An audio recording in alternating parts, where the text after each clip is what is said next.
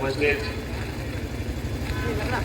ईसाई आदिवासी महासभा छत्तीसगढ़ के हमारे मार्गदर्शक, हमारे संरक्षक डॉक्टर सीडी बाकला जी, हमारे बीच में सर्व आदिवासी समाज के प्रधान अध्यक्ष जो कि हमारे साथ में हर सुख दुख में हमारे साथ में खड़े रहते हैं, सम्मानीय श्री श्याम सुंदर मरावी जी हमारे बीच में उपस्थित है। हमारे इस परिक्षेत्र के गायिका जी श्री राधेश्याम यज्ञेश्वरी जी, साथ में यहाँ पे मंच में जितने भी हमारे जितने से आए हुए हमारे माता पिता भाई बहन एवं बच्चों, साथ में यहाँ पे हमारे बीच में मीडिया के साथी जो कि हमारी बातों को खबर कर रहे हैं, आप सभी सादर अभिनंदन है। आज के इस दिन में जो कि हम सभी आज पूरे विश्व में बाबा साहब अम्बेडकर की जयंती मना रहे हैं, लेकिन साथ में हमारे साथ आज इस कुनकुरी के बल्कि छत्तीसगढ़ का मुख्यालय आज हृदय स्थल हमारा कुनकुरी हो गया है, क्योंकि हमारे छत्तीसगढ़ के यशस्वी मुख्यमंत्री कुनकुरी विधानसभा से आते हैं। परंतु आज दुर्भाग्य ये है कि आज हम यहाँ पे इस अम्बेडकर दिवस पे हम विरोध प्रदर्शन का यहाँ पे कार्यक्रम बनाए हैं। आप सभी जानते हैं कि विगत कुछ दिनों से जिस प्रकार से इस क्षेत्र में बातें उठ रही है, जो हमारा होली क्रॉस नर्सिंग कॉलेज जो कि यहाँ पे वर्षों से संचालित है, आप सभी यहाँ पे सुने कि होली क्रॉस हॉस्पिटल जो कि 1958 से हमारी इस क्षेत्र के लिए सेवा चिकित्सा का काम कर रही है। उस समय क्षेत्र में किसी प्रकार का कोई भी स्वास्थ्य सेवा का यहाँ पे उपलब्ध नहीं थी। उस समय हमारे इस होली क्रॉस संस्था के सिस्टरगण यहाँ पर आए और इस जसपुर क्षेत्र में आदिवासी बहुल क्षेत्र में उन लोगों ने अपना यहाँ पे संस्था स्थापना किया, जो कि होली क्रॉस के नाम से अस्पताल खोला। आप सभी जानते हैं जिस प्रकार से हमारे Holi cross of nursing college की संस्था है, सारी चीजें सरकार की गतिविधियों नियम कानून से बंधी होती है। आप सभी जानते हैं कि किसी बच्चे को अगर परीक्षा में बैठना हो तो उसे औसत अनुपात में अपनी उपस्थिति दर्ज करानी होती है, लेकिन जिस प्रकार से शिकायतकर्ता के द्वारा यह शिकायत किया गया कि Holi cross of nursing college की प्रिंसिपल मेरी उपस्थिति होने के बावजूद नहीं भरा गया है। मैं कहना चाहूंगा इस प्रकार से अलग अलग हमारे उस Holi cross of nursing college में 300 लगभग हमारे बच्चियां वहां पे प्रैक्टिस कर रही है। किसी के साथ में किसी भी समुदाय के किसी भी धर्म के साथ में भेदभाव नहीं किया जाता है। जब वहां पे एडमिशन होता है, आप सभी जानते हैं वहां पे हम धर्म नहीं पूछते, लेकिन इस प्रकार से मिथ्यारोप लगाकर हमें नर्सिंग कॉलेज और पूरे हमारे जो प्राचार्य है पूरे संस्था पर इस प्रकार से आरोप लगाकर उन्होंने अपने झूठ को छुपाने की कोशिश की है। इस प्रकार से हम जानते हैं कि छात्र का उपस्थिति मात्र 32% है, और जैसे कि हम सभी जान रहे हैं कि परीक्षा में बैठने के लिए कम से कम 75% अनुपात की जरूरत हमें होती है। लेकिन जिस प्रकार से परीक्षा में बैठने के लिए छात्र के द्वारा हमारे प्राचार्य को दबाव दिया गया कि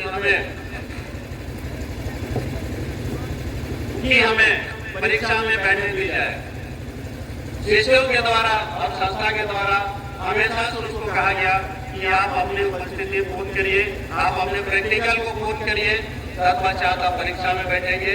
आपको परीक्षा में बैठने से कोई वंचित नहीं किया जा रहा है।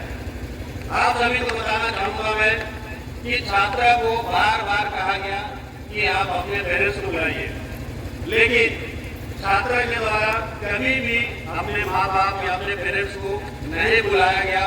उनके द्वारा हमेशा से यही कहा गया कि कभी मेरे माँ बाप बीमार हैं, कभी हमारे माँ बाप गांव चले गए हैं। इस प्रकार से बहानेबाजी करते रहे और कभी अपने माँ बाप को नहीं बुलाया।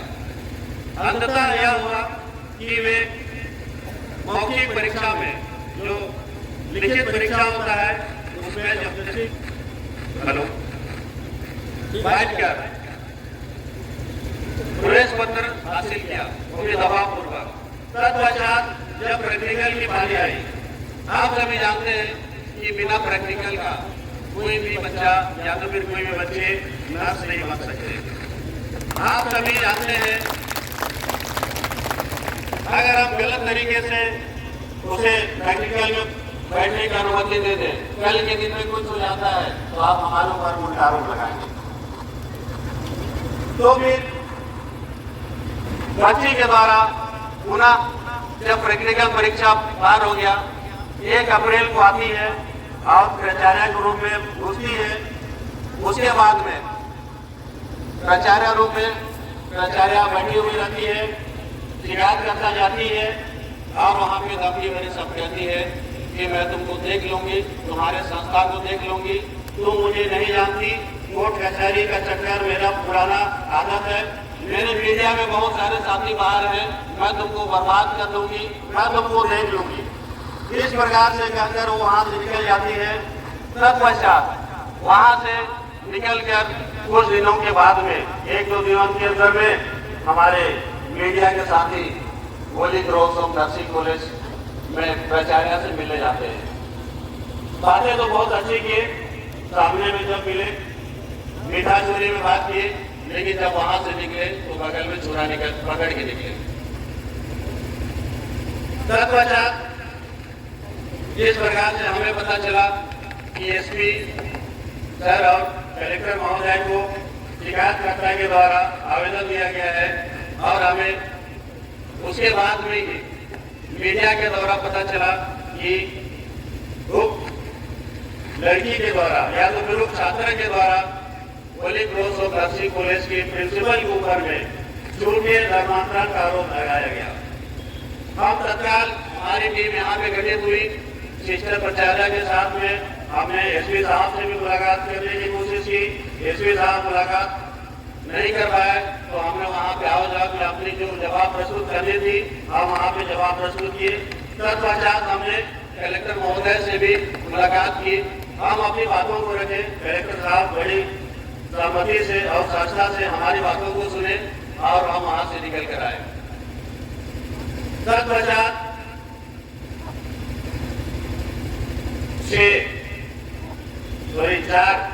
4 अप्रैल को शिकायतकर्ता के द्वारा 6 अप्रैल को शिकायतकर्ता के द्वारा संबंधित पुलिस थाना में अपनी शिकायत प्रस्तुत करती है और उस दिन सिस्टर प्राचार्य के ऊपर में झूठे आरोप लगाकर एफआईआर दर्ज हो जाता है। तब हम पता किए कि यहाँ पे मामला सीसीडी बताकर उसको ब्लॉक कर दिया गया है। हमने अपने जवाब प्रस्तुत की। तत्पश्चात हमारे थाना प्रभारी एसडीओपी सर, हमारे अनुविभाग अधिकारी राजस्व को हमने अपना जवाब प्रस्तुत किया। उसी दरमियान कलेक्टर महोदय के द्वारा भी एक टीम गठित की गई जो कि 4 अप्रैल को उनकी 5 सदस्यों की टीम हमारे संस्था में आती है और विगत 5 साल का दस्तावेज वे पूरे समेट के ले जाते हैं। तत्पश्चात हमने 8 अप्रैल को हम भी जो शिकायत करता छात्र के ऊपर और उसका साथ देने वालों के ऊपर में एफआईआर दर्ज करने हैं तो आवेदन लगाते हैं। लेकिन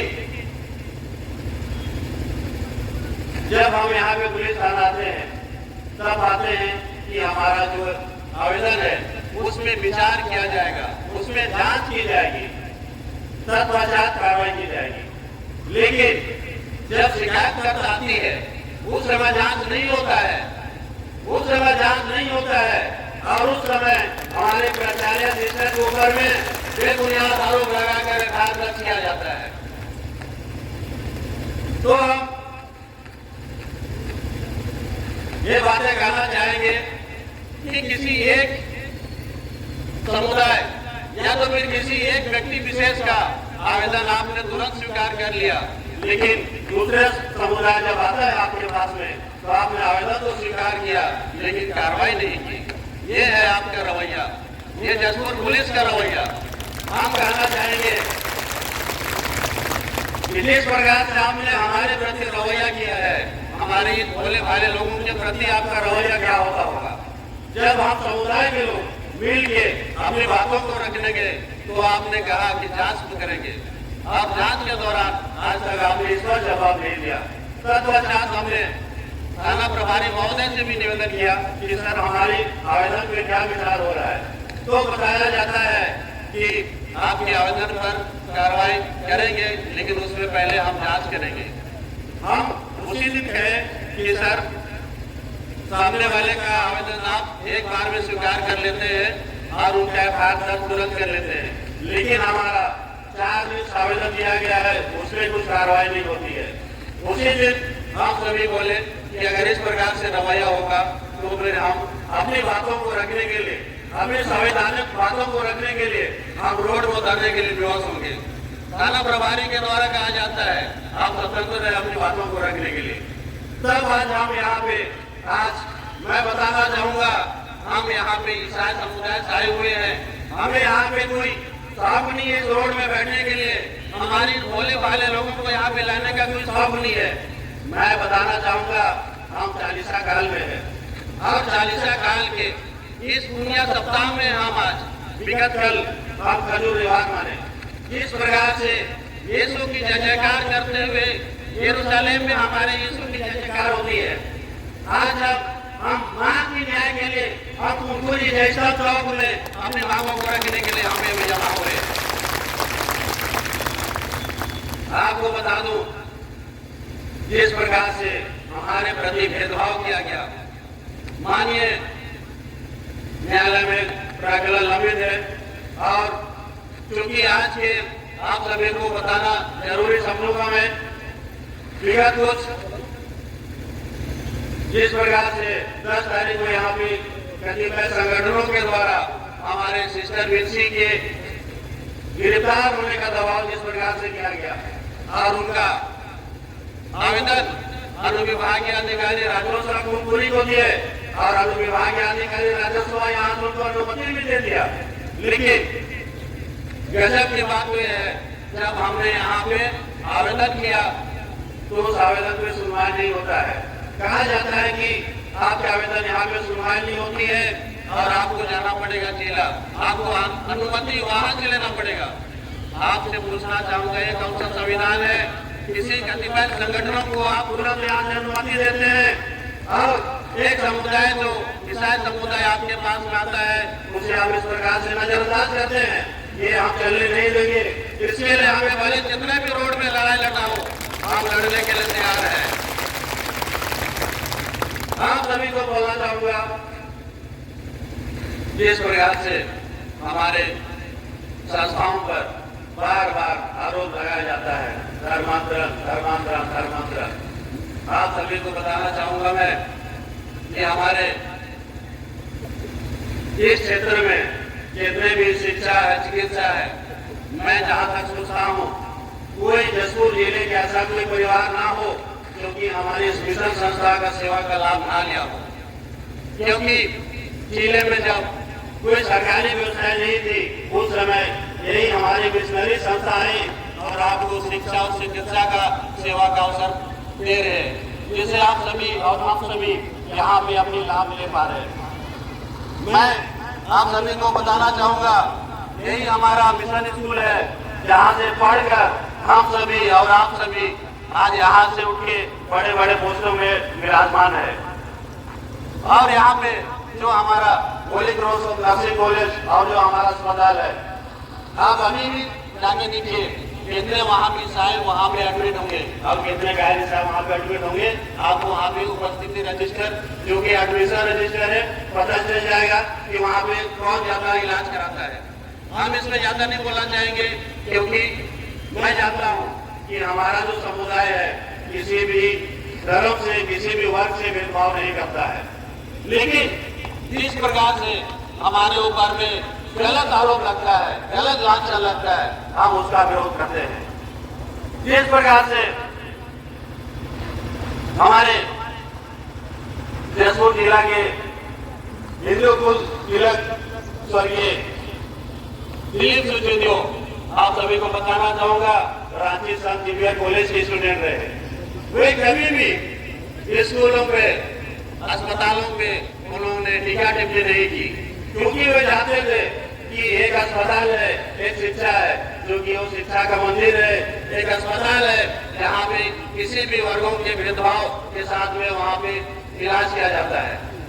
लेकिन जिस प्रकार से जसपुर जिले में हमारे माननीय मुख्यमंत्री यशस्वी मुख्यमंत्री का गिरी जिला है, आज वहाँ पे हम सभी उनके विधानसभा के लोग आगे यहाँ पे अपनी मांगों को रखने के लिए हम मजबूर हैं और हम उनसे मांग करते हैं कि इस प्रकार से झूठी आरोप लगाना बंद करें और हमारे संस्थाओं पर जिस प्रकार से लांछन के आरोप लगा रहे हैं वो सारी चीजें बंद हो। और जिस प्रकार से हमारी संस्थाओं में जो बच्चे पढ़ रहे हैं उसमें अविश्वास भय डर का माहौल पैदा हुआ है। आज के कारणों से आज ये सारी समस्याएं पैदा हुई है। मैं चाहूंगा आप अपने क्षेत्र को शांतिपूर्वक भाईचारा से जीने दें, जो सौहार्द बनाए रखे हैं। मैं आप सभी को बताना चाहूंगा इस क्षेत्र में हम ईसाई समुदाय के लोग 22% लगभग में हम यहाँ पे विराजमान है, लेकिन इस 22% की आबादी यहाँ की अर्थव्यवस्था में अहम भूमिका रखती है। जिस दिन हम अपनी औकात में आ जाएंगे अच्छे को खाने पिला देंगे, ये भी मैं दावे के साथ में करता हूँ। इसलिए हम सभी बोलते हैं जो हमारा साथ नहीं, जो हमारा साथ नहीं,